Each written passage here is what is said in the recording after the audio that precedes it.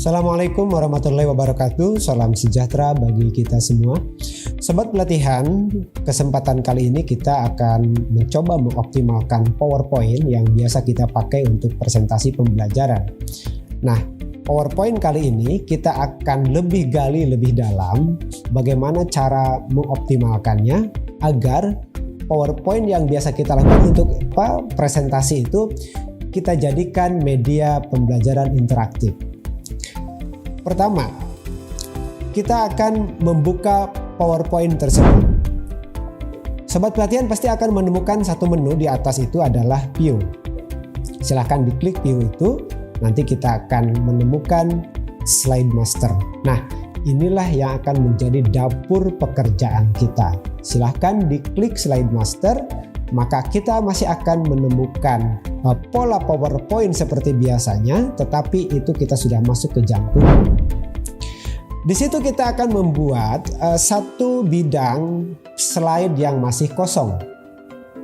Di slide kosong itulah kita akan bekerja untuk membuat beberapa menu tambahan di dalamnya.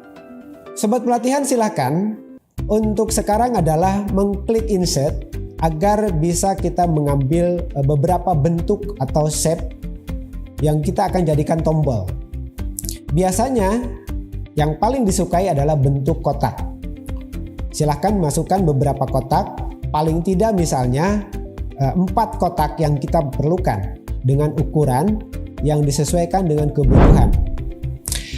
Sobat pelatihan, yang pertama akan diisi dengan goal dari materi pembelajaran ini, dan yang kotak kedua adalah dengan materinya, yang ketiga adalah tentang latihan ataupun tugas tambahan. Kalau sudah disiapkan itu, maka kita bisa duplikasi menjadi beberapa slide dengan pola yang serupa.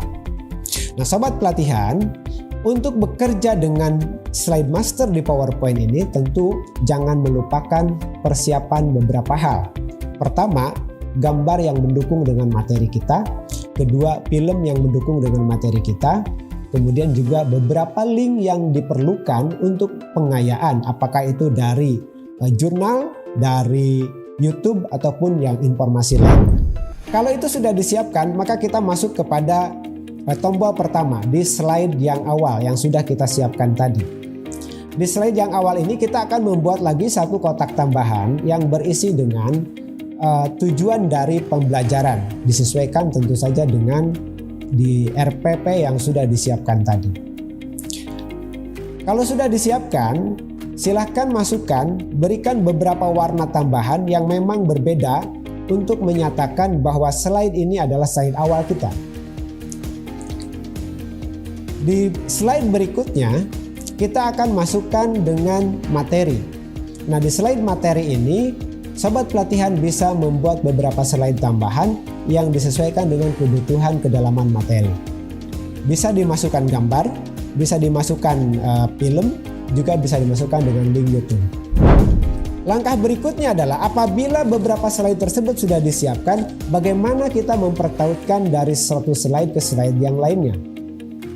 Di sini sobat pelatihan akan menggunakan menu hyperlink. Silahkan diklik hyperlinknya, kemudian kita tentukan tombol yang sudah disiapkan oleh sobat pelatihan tadi, misalnya dari materi akan di hyperlink ke slide yang keberapa. Kalau sudah diklik tombol tersebut, maka hyperlinknya akan aktif. Di situ kita bisa melihat memilih beberapa slide yang akan dijadikan link dari tombol tersebut. Lakukan hal tersebut berulang sesuai dengan kebutuhannya. Jika sudah, maka kita coba apakah link tersebut bekerja baik atau tidak. Kita bisa close dari slide master. Coba sekarang dengan slide show, diklik tombol-tombol yang sudah diklikkan dengan hyperlink tadi. Jika dia bekerja dengan baik, maka dari satu slide ke slide yang lainnya, dia hanya akan menerima perintah kita jika melalui tombol yang sudah dengan hyperlink tadi. Nah, selanjutnya kita akan membuat menu tambahan. Kita kembali dulu ke slide master. Menu tambahan apa? Dari satu slide ke slide yang berikutnya, tentu kita harus memberi satu tombol kembali kepada home. Home itu adalah menu awal kita. Mengapa tombol ini diperlukan? Karena ini kan media pembelajaran interaktif. Artinya siapapun yang menggunakan PowerPoint dengan gaya yang kita buat tadi, dia bisa belajar mandiri. Mencari atau membuat tombol home sama seperti tadi, insert kemudian save. Di situ ada bentuk yang seperti rumah. Dari bentuknya itu saja kita sudah bisa menduga bahwa itu adalah tombol home. Kalau bentuk tadi kita simpan, misalnya di sudut bawah halaman PowerPoint kita, sudut bawah kiri, itu kalau kita save kemudian kita out dari slide master, kalau kita klik home itu biasanya PowerPoint sudah menyiapkan link tersebut otomatis ke menu utama. Lalu bagaimana jika kita ingin mengulangi dari satu slide ke slide yang berikutnya? Setelah pembelajaran di tahap pembelajaran yang kedua selesai, kita ingin mengulangi ke pembelajaran pertama, sama halnya seperti tombol home tadi. Kita kembali ke menu slide master, kita aktifkan di insert save itu adalah satu tombol dengan simbol anak panah yang seperti terbalik. Dari bentuk tersebut kita akan tahu bahwa tombol tersebut menyatakan kembali ke menu awal, tapi bukan yang home. Mari kita coba. Siapkan tombol tersebut di beberapa slide yang memang sudah kita buat.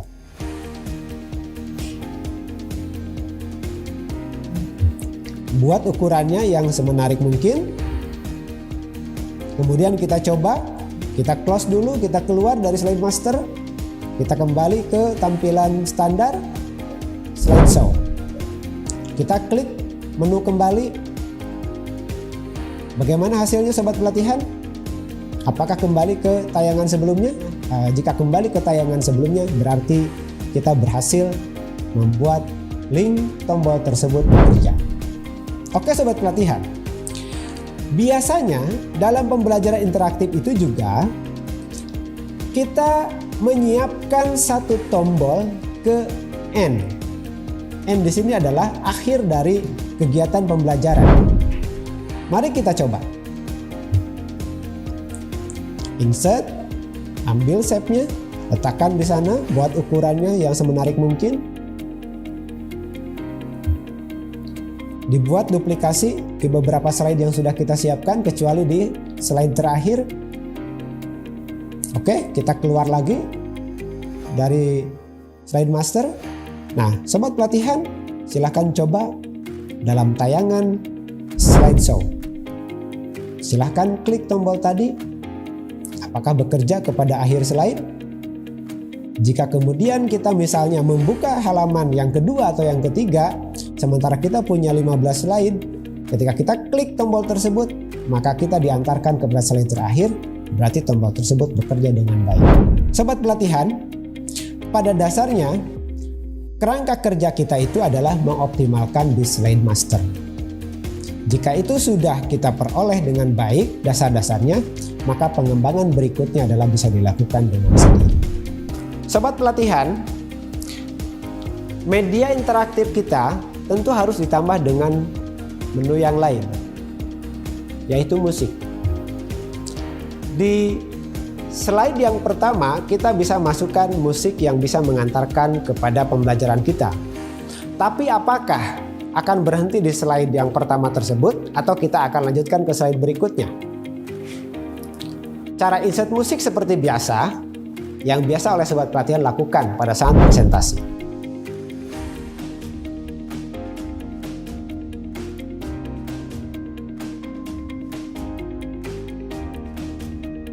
Seperti tayangan berikut, sobat pelatihan akan diarahkan bagaimana supaya musik kita itu tidak hanya berhenti di slide pertama, melainkan dia berlanjut kedua atau ketiga slide berikutnya. Nah, dari tayangan tadi bisa dipraktikkan dengan sebaik-baiknya, kemudian dicoba. Jika berhasil, maka sobat pelatihan berarti sudah bisa menambahkan musik dalam pengantar slide tadi.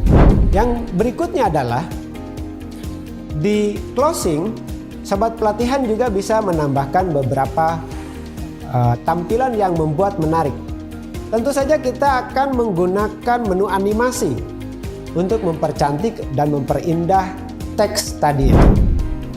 Seperti berikut tayangannya. Bedanya adalah tayangan ini kita duplikasi. Dan kemudian kita berikan perintah, dia hanya berhenti pada saat slide berakhir. Seperti ini langkah-langkahnya.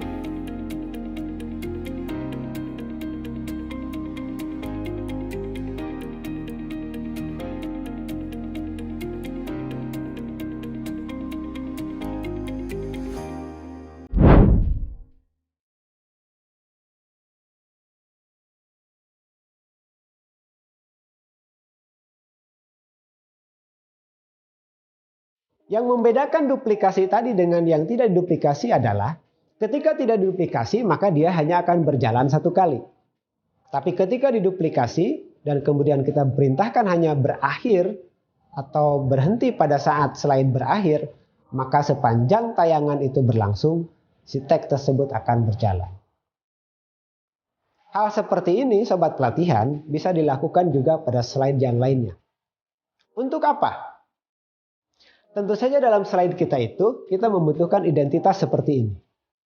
Siapa yang membuatnya?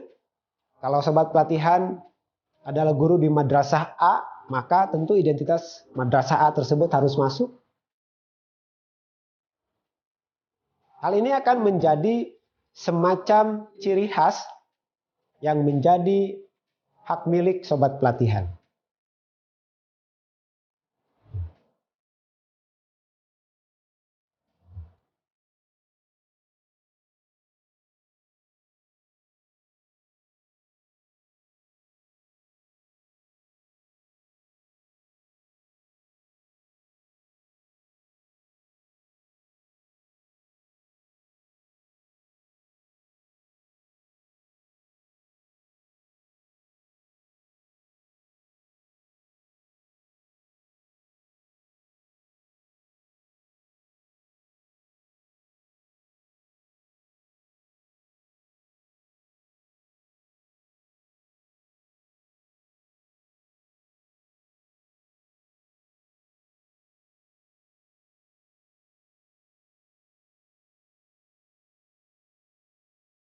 Nah, sobat pelatihan, sekarang kita anggap bahwa slide kita telah cukup memenuhi syarat minimum untuk dijadikan sumber dan media pembelajaran secara interaktif. Mari kita coba dari awal. Silahkan slideshow. Kita klik menu yang pertama. Apakah bekerja dengan baik? Klik tombol home, kembali ke menu awal. Kita klik tombol yang kedua yang menunjukkan materi. Bekerja dengan baik. Kita klik tombol kembali. Kembali kepada menu awal. Klik tombol ketiga. Di sini adalah bagian pelatihan atau latihan atau tugas. Silahkan sobat pelatihan menyesuaikan. Sudah muncul tugasnya. Kemudian klik home atau kita klik end jika pembelajaran kita sudah dianggap dengan selesai. Apakah bekerja dengan baik? Oke, mudah-mudahan kegiatan pembelajaran kita kali ini menambahkan wawasan baru dan bermanfaat untuk kita semua. Assalamualaikum warahmatullahi wabarakatuh.